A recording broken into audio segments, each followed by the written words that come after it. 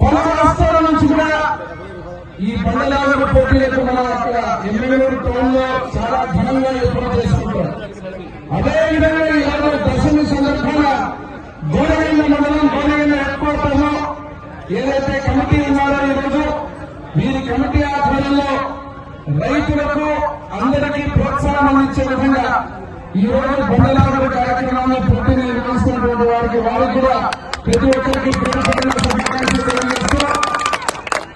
కళలంగా సంస్కృతంగా అదే రకంగా పోటీలన్నా క్రీడలన్నా కీర్తి చేసిన తండ్రి బీవీ మోహన్ రెడ్డి గారి దగ్గర నుంచి విశ్వవిఖ్యాత సారథి తారక రామారావు గారి దగ్గర నుంచి అదే రకంగా మన ఎన్నికల నియోజకవర్గంలో ఆయన ప్రారంభించినటువంటి కార్యక్రమాలన్నీ ఆయన కొడుకుగా జయనాగేశ్వరుడు కొనసాగిస్తూ వస్తున్నారు.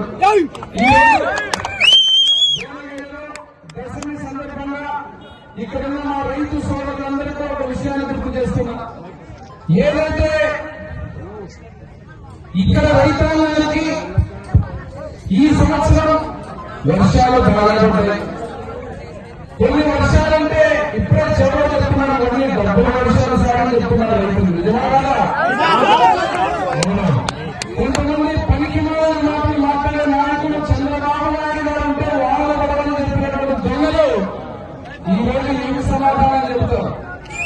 ముఖ్యమంత్రిగా నారా చంద్రబాబు నాయుడు గారు గద్దెనెక్కినప్పటి నుంచి సస్యశ్యామలంగా వర్షాలు బ్రహ్మాండంగా ప్రతి కుంటలు కానీ ప్రతి ఒక్క డ్యాములు కానీ నదులు అన్ని కూడా కలకలలాడుతామంటే ఈ రోజు మాట్లాడడానికి ఏమీ లేదు.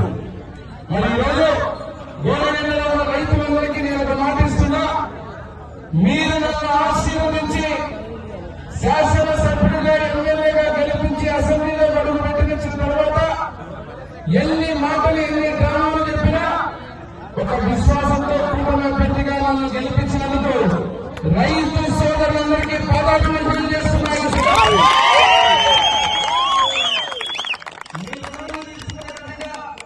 ఈ ప్రాంతంలో గాజులగల్ల ప్రాజెక్టు నుంచి నీళ్లు కానీ ఎల్ఎన్సీ నుంచి నీళ్లు కానీ అదే రకంగా కొత్త ప్రాజెక్టు ఏదైతే మన జీవనాడి ఆర్టీఎస్ రైట్ కింద ఉందో ఆ ప్రాజెక్టుని ఈ రెండింటిని కూడా అనుసంధానం చేసి గ్రామానికి గోడవెల్ల మండలంలో ఏ ఒక్క రైతు ఇబ్బంది పడకుండా సాగు నీరు తెచ్చే కార్యక్రమానికి నాంది పలుకుతామని చెప్పి మీ అందరికీ మాట్లాడుతున్నాం.